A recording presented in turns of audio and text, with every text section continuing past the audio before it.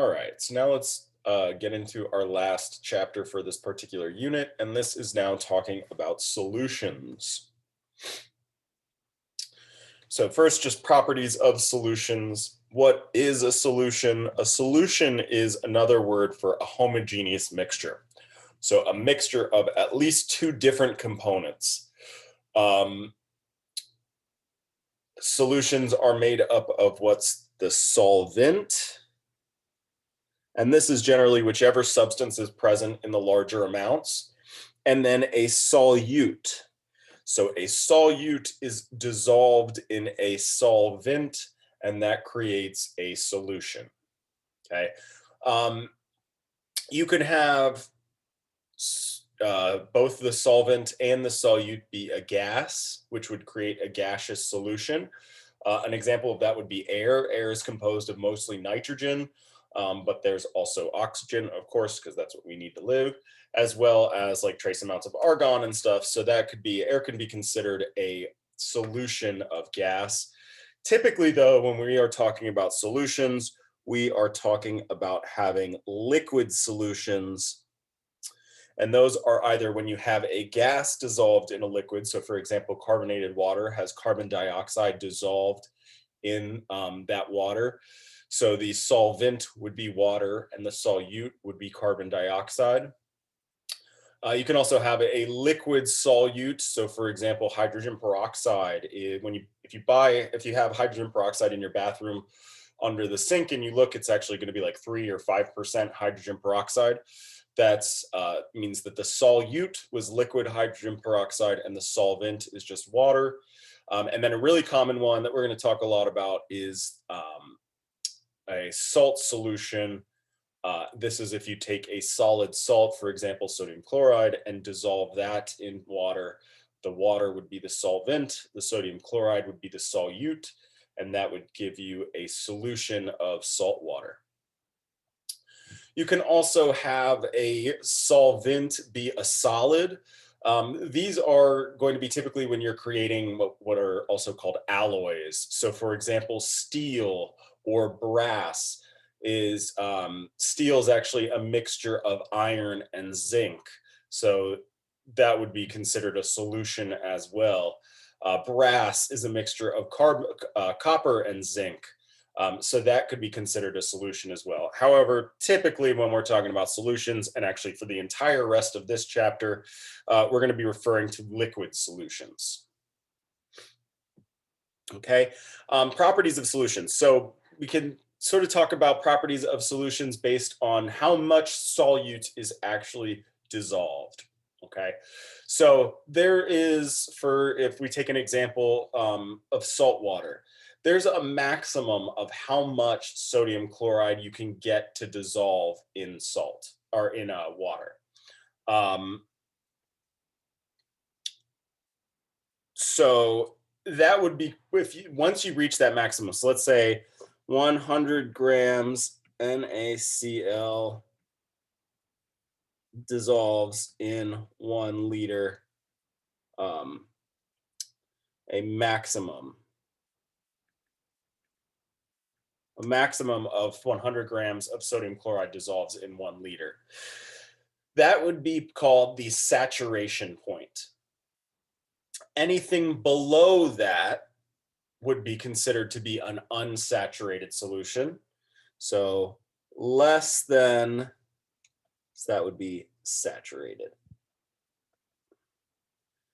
If it's less than 100 grams of NaCl in 1 liter, that would be called unsaturated.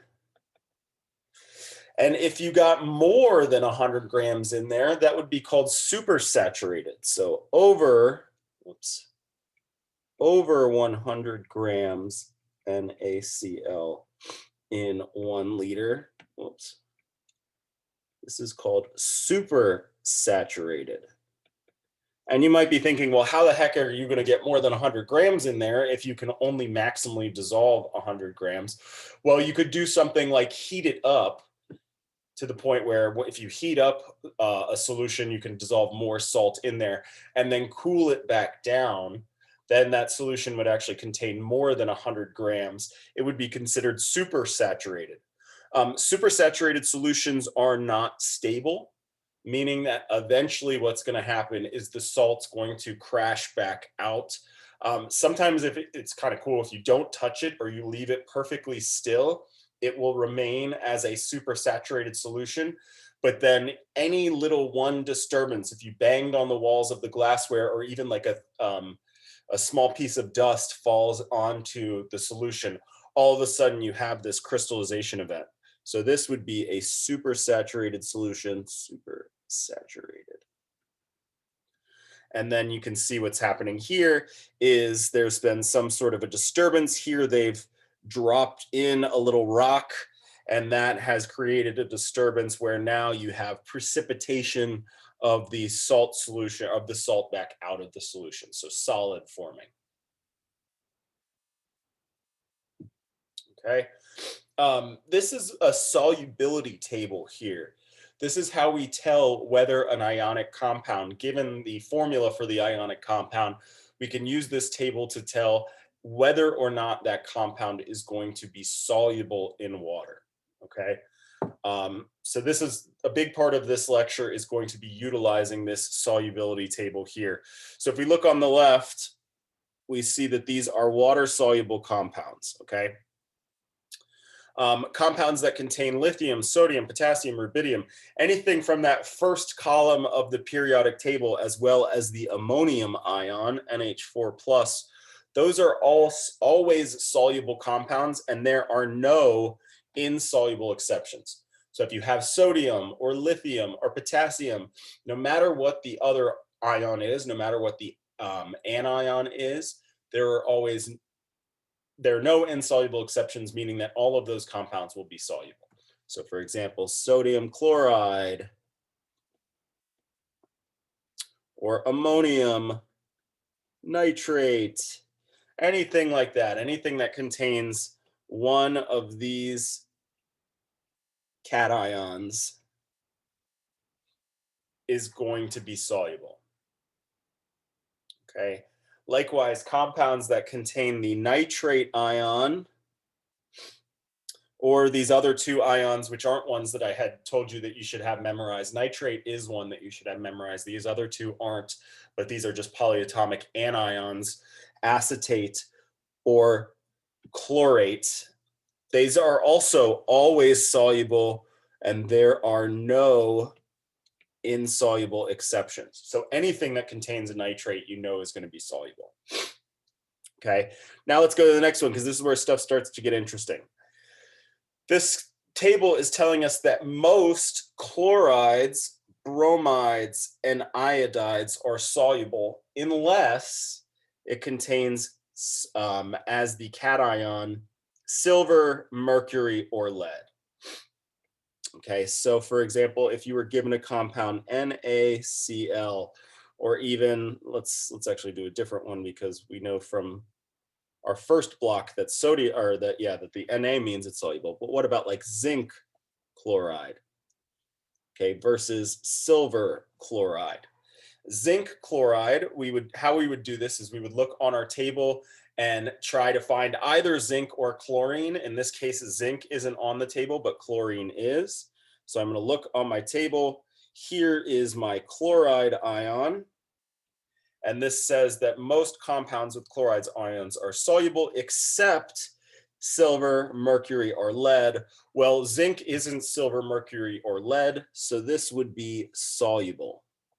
However, if I'm going to look at if I'm going to look at silver chloride, I'm going to use the table the same way. I'm going to try to find chlorine on it. Cool. But now an insoluble exception would be silver.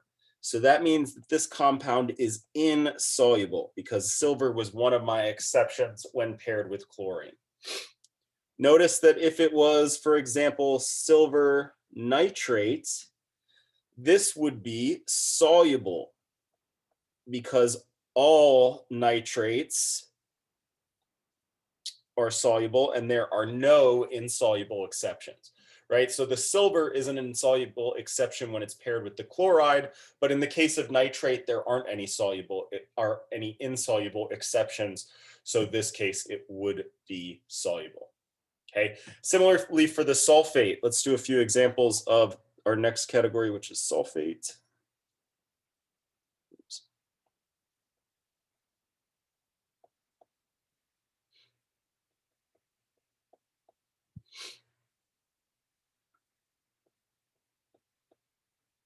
Okay. So our goal is to determine whether these compounds are soluble or insoluble. If I look at this table, it's telling me that most sulfates are soluble, with the exception of silver, mercury, lead, calcium, blanking on what SA is, or barium. Okay. So since magnesium is not one of these exceptions, this would be soluble. For NaCl, I could actually look this up two ways. One is I could look up the fact that sodium is listed with no insoluble exceptions. So that lets me know that this compound should be soluble.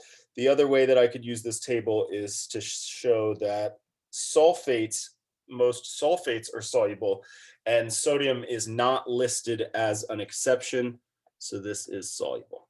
However, when I get to lead sulfate, I see that lead is indeed listed as an insoluble exception. So this is now insoluble. Okay, so that's how we use this table. There's this other table, and you'd be provided both of these on an exam. This is a very, very similar table, but it's kind of, the idea is reversed. So these are compounds that are usually water insoluble. Okay, so what this table is saying, different from the other table, is that most carbonates are insoluble. The exception would be a carbonate that has one of these counter ions. Okay, so if I want to do an example,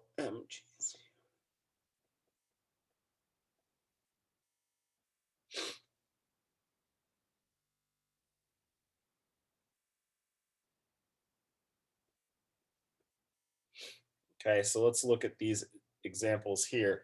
Magnesium carbonate. How I'm going to use the table is I'm going to find carbonate, and I'm going to note that magnesium is not one of the soluble exceptions. Again, the kind of columns have switched places here. This is not, most carbonates are insoluble with the exception of these. Magnesium's not one of those listed, so this would be insoluble. But sodium is listed as a soluble exception. So sodium carbonate would be soluble. All right, lastly, calcium phosphate. I'm going to look up, okay, so here's phosphate on my table, and most phosphates, what this is telling me is most phosphates are insoluble, with the exception of lithium, sodium, potassium, et cetera, et cetera. Calcium is not an exception, so this would be insoluble. All right, and then for the hydroxides, it's the same. So just to do two examples real quick.